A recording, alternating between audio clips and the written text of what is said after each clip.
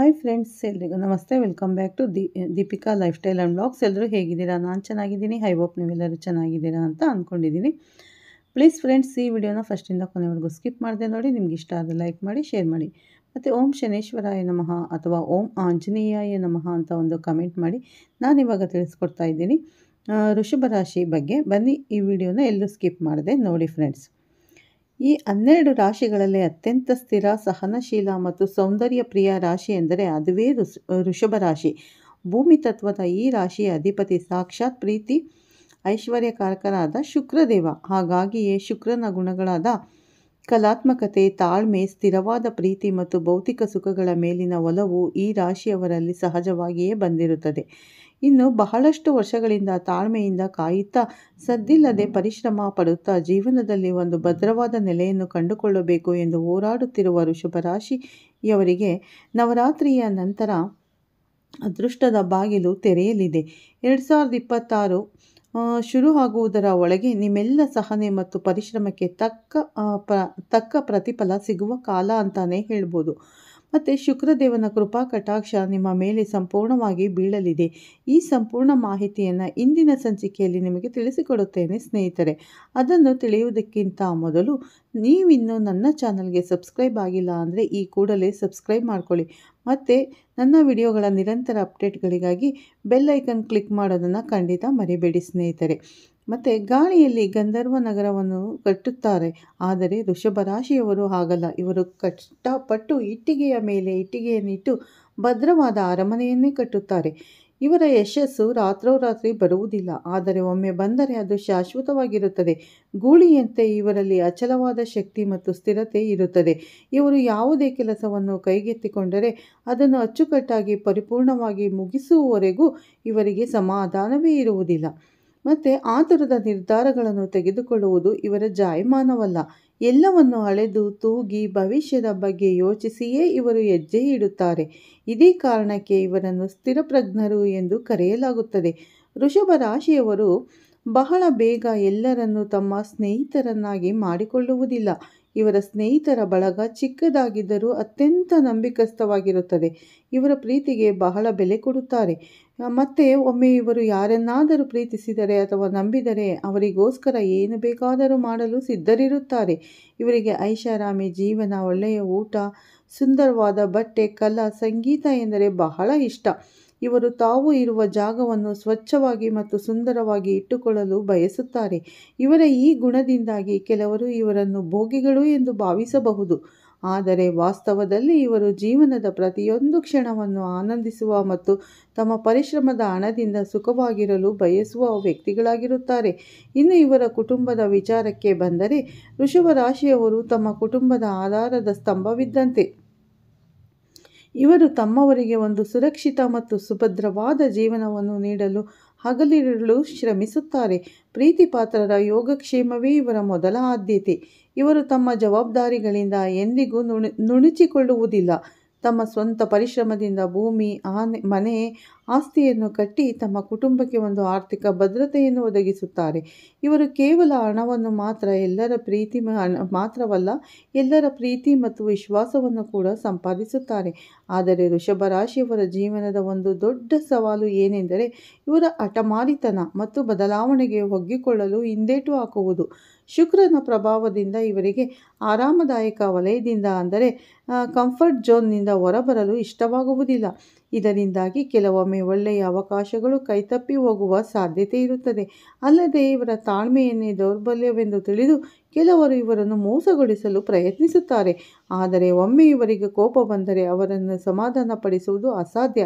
ಹಾಗಾದರೆ 2026 ಶುರುವಾಗುವುದರ ಒಳಗೆ ವೃಷಭ ರಾಶಿಯವರ ಜೀವನದಲ್ಲಿ ಯಾವೆಲ್ಲ ಅದ್ಭುತ ಬದಲಾವಣೆಗಳು ಆಗಲಿವೆ ಎಂದು ನೋಡೋಣ. ಮೊದಲನೆಯದಾಗಿ, ಆರ್ಥಿಕ ಜೀವನದಲ್ಲಿ ಮಹತ್ತರವಾದ ಏಳಿಗೆ. ಮತ್ತು ಶುಕ್ರ ದಿಸೆಯಿಂದಾಗಿ ನಿಮಗೆ ಆರ್ಥಿಕ ಸ್ಥಿತಿ ಉತ್ತುಂಗಕ್ಕೇರಲಿದೆ. ದೀರ್ಘಕಾಲದಿಂದ ಬಾಕಿ ಇದ್ದ ಹಣಕಾಸಿನ ಸಮಸ್ಯೆಗಳು ಬಗೆಹರಿಯಲಿದೆ. ಸಾಲದ ಸುಳಿಯಿಂದ ಸಂಪೂರ್ಣವಾಗಿ ಹೊರಬರುವಿರಿ. ಭೂಮಿ, ಚಿನ್ನಾಭರಣ ಅಥವಾ ಹೊಸ ವಾಹನವನ್ನು ಖರೀದಿಸುವ ನಿಮ್ಮ ಕನಸು ನನಸಾಗಲಿದೆ. ಮತ್ತು ಹಳೆ ಫ್ಯಾಷನ್, ಹೋಟೆಲ್, ಕೃಷಿ ಸಂಬಂಧಿತ ವ್ಯವಹಾರಗಳಲ್ಲಿ ತೊಡಗಿಕೊಂಡವರಿಗೆ ಇದು ಸುವರ್ಣ ಯುಗ. ಮತ್ತು ಷೇರು ಮಾರುಕಟ್ಟೆ ದೀರ್ಘಕಾಲೀನ ಹೂಡಿಕೆಗಳಿಂದ ದೊಡ್ಡ ಲಾಭವನ್ನು ನಿರೀಕ್ಷಿಸಬಹುದು. ಎರಡನೆಯದಾಗಿ, ವೃತ್ತಿ ಜೀವನದಲ್ಲಿ ಸ್ಥಿರತೆ ಮತ್ತು ಗೌರವ. ನಿಮ್ಮ ಕೆಲಸದ ಸ್ಥಳದಲ್ಲಿ ನಿಮ್ಮ ಪರಿಶ್ರಮಕ್ಕೆ ತಕ್ಕ ಮನ್ನಣೆ ಸಿಗಲಿದೆ. ಪ್ರಮೋಷನ್ ಮತ್ತು ಸಂಬಳ ಹೆಚ್ಚಳ ಖಚಿತ. ಯಾರು ವಿದೇಶದಲ್ಲಿ ಉದ್ಯೋಗವನ್ನು ಅರಸುತ್ತಿದ್ದೀರೋ ಅವರಿಗೆ ಶುಭ ಸುದ್ದಿ ಕಾದಿದೆ. ನಿಮ್ಮ ಸ್ಥಿರ ಮತ್ತು ಶಾಂತ ಸ್ವಭಾವದಿಂದಾಗಿ ದೊಡ್ಡ ಜವಾಬ್ದಾರಿಗಳು ನಿಮ್ಮನ್ನು ಹುಡುಕಿಕೊಂಡು ಬರಲಿವೆ. ನಿಮ್ಮ ಮೇಲಧಿಕಾರಿಗಳು ಮತ್ತು ಸಹೋದ್ಯೋಗಿಗಳ ಸಂಪೂರ್ಣ ಬೆಂಬಲ ನಿಮಗೆ ದೊರೆಯಲಿದೆ. ಮೂರನೆಯದಾಗಿ, ಕೌಟುಂಬಿಕ ಮತ್ತು ಪ್ರೇಮ ಜೀವನದಲ್ಲಿ ಮಾಧುರ್ಯ. ಕುಟುಂಬದಲ್ಲಿ ಸಂತೋಷ ಮತ್ತು ಸಾಮರಸ್ಯದ ವಾತಾವರಣ ನೆಲೆಸಲಿದೆ. ಮತ್ತು ಮದುವೆಗಾಗಿ ಕಾಯುತ್ತಿರುವ ಅವಿವಾಹಿತರಿಗೆ ಅತ್ಯುತ್ತಮ ಸಂಬಂಧಗಳು ಕೂಡಿ ಬಂದು ವಿವಾಹ ಯೋಗ ಪ್ರಾಪ್ತಿಯಾಗಲಿದೆ. ಸ್ನೇಹಿತರೆ, ದಂಪತಿಗಳ ನಡುವೆ ಪ್ರೀತಿಯ ಅನ್ಯೋನ್ಯತೆ ಹೆಚ್ಚಾಗಲಿದೆ. ಮಕ್ಕಳಿಂದ ಶುಭ ಸುದ್ದಿಯನ್ನು ಕೇಳುವಿರಿ. ಸಂಗಾತಿಯೊಂದಿಗೆ ಸುಂದರ ಪ್ರವಾಸವನ್ನು ಕೈಗೊಳ್ಳುವ ಸಾಧ್ಯತೆ ಇದೆ. ಆದರೆ ನಿಮ್ಮ ಹಠಮಾರಿ ಸ್ವಭಾವದ ಮೇಲೆ ಹಿಡಿತವಿಟ್ಟುಕೊಂಡರೆ ಸಂಬಂಧಗಳು ಮತ್ತಷ್ಟು ಗಟ್ಟಿಯಾಗುತ್ತವೆ. ಆರೋಗ್ಯದ ವಿಚಾರದಲ್ಲಿ ಗಮನವಿರಲಿ. ಶುಕ್ರನ ಪ್ರಭಾವದಿಂದಾಗಿ ಗಂಟಲು, ಕುತ್ತಿಗೆ ಮತ್ತು ಕಿಡ್ನಿ ಸಂಬಂಧಿತ ಸಮಸ್ಯೆಗಳು ಕಾಣಿಸಿಕೊಳ್ಳುವ ಸಾಧ್ಯತೆ ಇದೆ. ಸಿಹಿ ಪದಾರ್ಥಗಳ ಅತಿಯಾದ ಸೇವನೆಯಿಂದ ತೂಕ ಹೆಚ್ಚಾಗಬಹುದು. ಹಾಗಾಗಿ ನಿಮ್ಮ ಆಹಾರ ಪದ್ಧತಿಯ ಬಗ್ಗೆ ಸ್ವಲ್ಪ ಎಚ್ಚರವಿರಲಿ. ನಿಯಮಿತವಾಗಿ ಯೋಗ, ಪ್ರಾಣಾಯಾಮ ಮಾಡುವುದರಿಂದ ಆರೋಗ್ಯವನ್ನು ಕಾಪಾಡಿಕೊಳ್ಳಬಹುದು. ವೃಷಭ ರಾಶಿಯವರೇ, ನೀವು ಭೂಮಿ ತಾಯಿಯ ಮಡಿಲಲ್ಲಿ ಜನಿಸಿದವರು. ಸ್ಥಿರತೆ ಮತ್ತು ಸಹನೆ ನಿಮ್ಮ ದೊಡ್ಡ ಶಕ್ತಿ. ನಿಮ್ಮ ಯಶಸ್ಸಿನ ಬೀಗದ ಕೈ ನಿಮ್ಮ ತಾಳ್ಮೆಯಲ್ಲಿ ಅಡಗಿದೆ. ಅದಕ್ಕಾಗಿ ನೀವು ಮಾಡಬೇಕಾಗಿರುವುದು ಇಷ್ಟೇ: ಪ್ರತಿ ಶುಕ್ರವಾರದಂದು ಮಹಾಲಕ್ಷ್ಮಿ ಅಥವಾ ದುರ್ಗಾದೇವಿಯ ದೇವಸ್ಥಾನಕ್ಕೆ ಭೇಟಿ ನೀಡಿ. ಬಿಳಿ ಹೂಗಳು ಅಥವಾ ತುಪ್ಪದ ದೀಪವನ್ನು ಅರ್ಪಿಸಿ. ಮತ್ತು ಓಂ ಶುಂ ಶುಕ್ರಾಯ ನಮಃ, ಓಂ ಶುಂ ಶುಕ್ರಾಯ ನಮಃ ಎಂಬ ಮಂತ್ರವನ್ನು ಪ್ರತಿದಿನ ಕನಿಷ್ಠ 108 ಬಾರಿ ಜಪ ಮಾಡಿ. ನಿಮ್ಮ ಕೈಲಾದ ಮಟ್ಟಿಗೆ ಮಹಿಳೆಯರಿಗೆ, ವಿಶೇಷವಾಗಿ ವಿಧವೆಯರು ಮತ್ತು ಬಡ ಹೆಣ್ಣು ಮಕ್ಕಳಿಗೆ ಸಹಾಯ ಮಾಡಿ. ನಿಮ್ಮ ಸುತ್ತಮುತ್ತಲಿನ ಪರಿಸರವನ್ನು ಸ್ವಚ್ಛವಾಗಿ ಮತ್ತು ಸುಂದರವಾಗಿ ಇಟ್ಟುಕೊಳ್ಳಿ. ಸುಗಂಧ ದ್ರವ್ಯಗಳನ್ನು ಬಳಸಿ. ನೀವು ಸೌಂದರ್ಯವನ್ನು ಮತ್ತು ಪ್ರೀತಿಯನ್ನು ಎಷ್ಟು ಹಂಚುತ್ತೀರೋ ಶುಕ್ರದೇವನು ನಿಮಗೆ ಅಷ್ಟೇ ಐಶ್ವರ್ಯ ಮತ್ತು ಸಂತೋಷವನ್ನು ಕರುಣಿಸುತ್ತಾನೆ. ನಿಮ್ಮ ಜೀವನದಲ್ಲಿ ಸುವರ್ಣಯುಗ ಆರಂಭವಾಗುತ್ತಿದೆ ಅಂತಾನೇ ಹೇಳ್ಬೋದು ಸ್ನೇಹಿತರೆ. ಮತ್ತೆ ಅದನ್ನು ಸ್ವಾಗತಿಸಲು ಸಿದ್ಧರಾಗಿ. ಇದಿಷ್ಟು ವೃಷಭ ರಾಶಿಯವರ ಜೀವನದಲ್ಲಿ 2026ರಲ್ಲಿ ಶುರುವಾಗುವುದರ ಒಳಗೆ ಆಗಬಹುದಾದ ಬದಲಾವಣೆಗಳಾಗಿವೆ. ನೋಡುದ್ರಲ್ಲ ಸ್ನೇಹಿತರೆ, ಈ ರಾಶಿಯವರು, ವೃಷಭ ರಾಶಿಯವರಿಗೆ 2026 ತುಂಬ ಶುಭ ಫಲಗಳನ್ನು ಕೊಡಲು ರೆಡಿಯಾಗಿದೆ ಅಂತಾನೇ ಹೇಳ್ಬೋದು. ಇಷ್ಟು ದಿನ ಕಷ್ಟಪಟ್ಟ ಈ ವೃಷಭ ರಾಶಿಯವರಿಗೆ ತುಂಬಾ ಶುಭ ಫಲಗಳು ಆರಂಭವಾಗುತ್ತದೆ. ಅಂದರೆ ಶುಕ್ರ ದಿಸೆ ಆರಂಭವಾಗಲಿದೆ. ರಾಜಯೋಗ ಅಂತ ಕೂಡ ಹೇಳ್ಬೋದು. ನೀವು ಯಾವುದೇ ಕೆಲಸ ಕಾರ್ಯಗಳನ್ನು ಈ ಜನವರಿ ನಂತರ ಅಂದರೆ ಡಿಸೆಂಬರಿಂದ ನೀವು ಯಾವುದೇ ಶುಭ ಕಾರ್ಯಗಳಿಗೆ ಕೈ ಹಾಕಿದರೂ ಕೂಡ ನಿಮಗೆ ಕೈ ಹಿಡಿಯುತ್ತದೆ. ಯಾಕಂದರೆ ಶುಕ್ರ ಬಲವಾಗಿದ್ದಾನೆ ನಿಮ್ಮ ರಾಶಿಯಲ್ಲಿ. ಹಾಗಾಗಿ ಇಷ್ಟು ದಿನದ ನಿಮ್ಮ ಕಷ್ಟದ ಪ್ರತಿಫಲಕ್ಕೆ ಒಳ್ಳೆಯ ಶುಭ ಫಲಗಳು ದೊರೆಯಲಿವೆ ಅಂತಾನೇ ಹೇಳ್ಬೋದು ಈ ವೃಷಭ ರಾಶಿಯವರಿಗೆ. ಇಷ್ಟು ದಿನ ತುಂಬ ಕಷ್ಟಪಟ್ಟಿದ್ದೀರಾ, ನೀವು ಬೇರೆಯವ್ರಿಗಾಗಿ ತುಂಬ ಕಷ್ಟಪಟ್ಟಿದ್ದೀರಾ. ಹಾಗಾಗಿ ಇನ್ನು ಮುಂದೆ ನಿಮಗೆ ಶುಭ ಫಲಗಳು ಆರಂಭವಾಗುತ್ತೆ ಸ್ನೇಹಿತರೆ. ನೀವೆಷ್ಟು ಕಷ್ಟಪಟ್ಟಿದ್ದೀರೋ ಅಷ್ಟು ಇವಾಗ ಸುಖವನ್ನು ನೀವು ಪಡಬಹುದು.